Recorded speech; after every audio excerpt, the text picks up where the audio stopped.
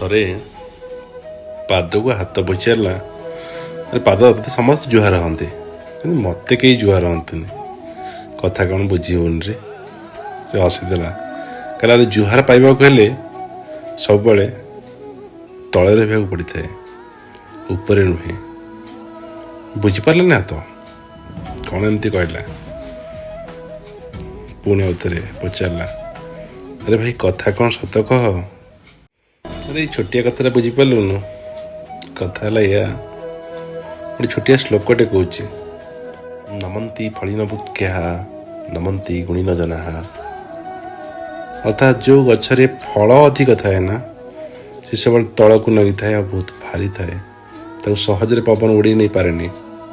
କିନ୍ତୁ ଯେଉଁ ଗଛରେ ଫଳ ନଥାଏ ନା, ତା ପତ୍ର ଭାରି ଫଳ ଫଳ ହେଉଥାଏ ଆଉ ତାକୁ କେହି ପସନ୍ଦ କରିନଥାନ୍ତି। ସେଥିପାଇଁ ପରା କୁହାହେଇଛି ଯେ ଜ୍ଞାନୀ ପୂଜା ପାଏ ଜଗତ ଜାଗାରେ, ଧନୀ ପୂଜା ପାଏ ନିଜରି ଜାଗାରେ। ବୁଝିପାରିଲୁ ନା। ତୁ ଯେତେ ନମ୍ର ଭଦ୍ର ରହିବ ସେତିକି ସମ୍ମାନର ଯୋଗ୍ୟ ହେବ। ଆଉ ଶିକ୍ଷିତ ଲୋକ ବା ଜ୍ଞାନୀ ଲୋକ ସବୁବେଳେ ନମ୍ର ହିଁ ହେଇଥାଏ।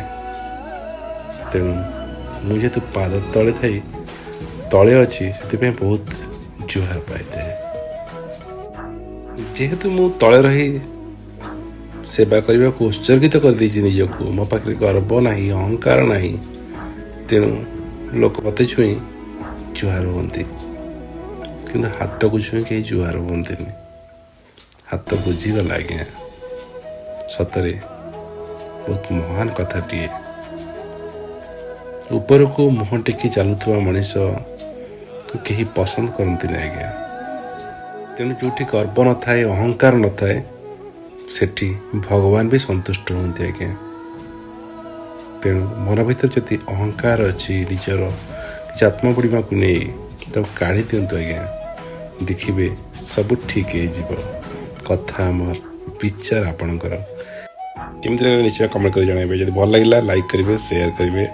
ଆଉ ଯଦି ପ୍ରଥମ ଥର ପାଇଁ ଆମ ଚ୍ୟାନେଲକୁ ଦେଖୁଛନ୍ତି ତ ସବସ୍କ୍ରାଇବ୍ କରିବାକୁ ଜମାରୁ ଭୁଲିବେନି। କାହିଁକି ନା ଯଦି ସବସ୍କ୍ରାଇବ୍ କରିଥିବେ ନା ଆଉ ବେଲ୍ ବଟନକୁ ଦବାଇଥିବେ ନା, ଆମର ଭିଡ଼ିଓ ଯାହା ବି ଆସିବ ପ୍ରଥମେ ପହଞ୍ଚିବ ଆପଣମାନଙ୍କ ପାଖରେ। ରହୁଛି, ନମସ୍କାର, ଜୟ ଜଗନ୍ନାଥ।